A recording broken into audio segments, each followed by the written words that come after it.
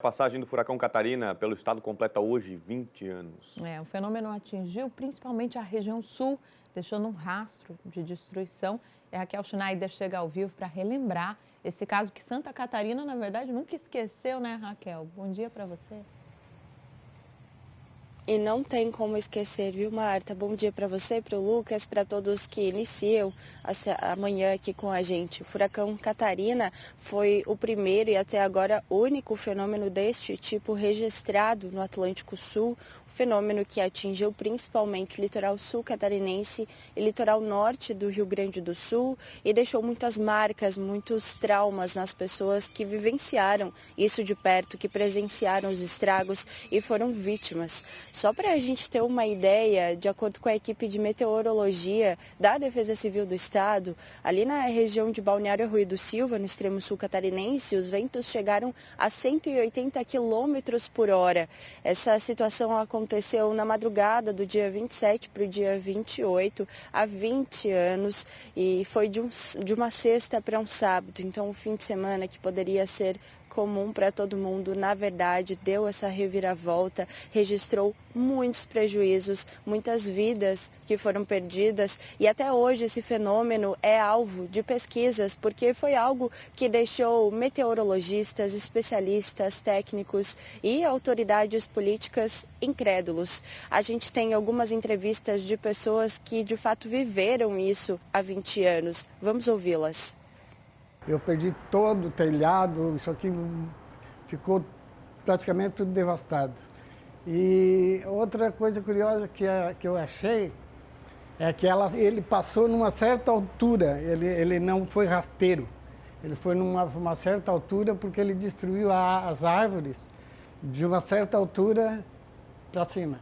E a gente também foi alertado pela Defesa Civil, mas nós não tínhamos aquela dimensão de que seria tão forte, né? Porque até então ninguém viveu aquilo.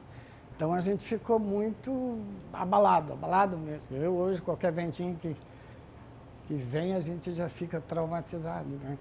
A gente percebeu, com o comentário de professores, que depois de um certo tempo, as crianças, os alunos, ainda tinham dificuldade de assimilar as questões escolares.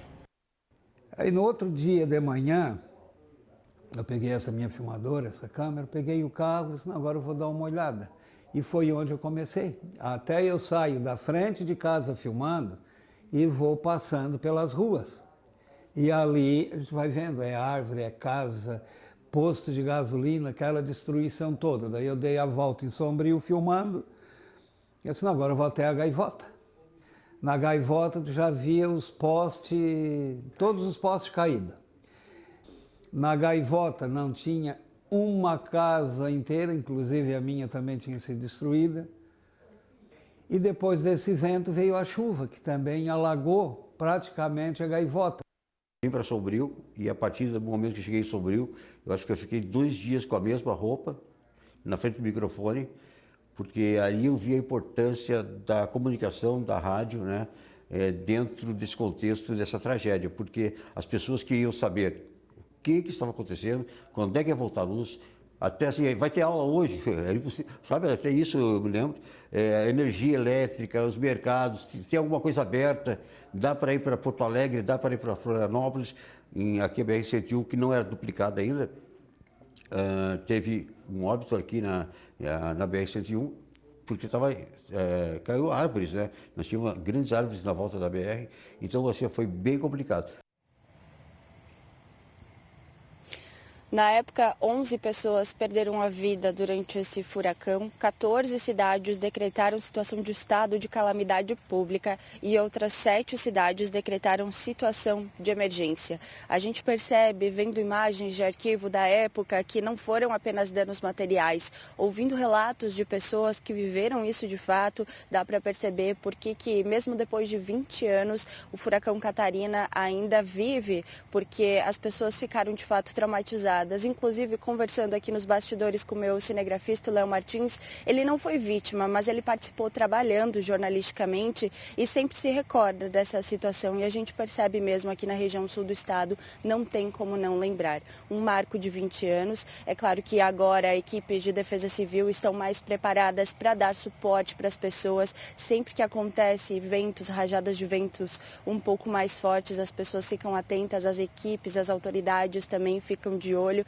e a gente relembra esse caso com tristeza e claros, né, de que a cobertura jornalística da época foi muito importante. Temos outros dados aqui também do Banco Mundial e do Centro de Estudos e Pesquisas em Engenharia e Defesa Civil. 250 mil pessoas foram afetadas entre o extremo sul de Santa Catarina e o litoral norte do Rio Grande do Sul.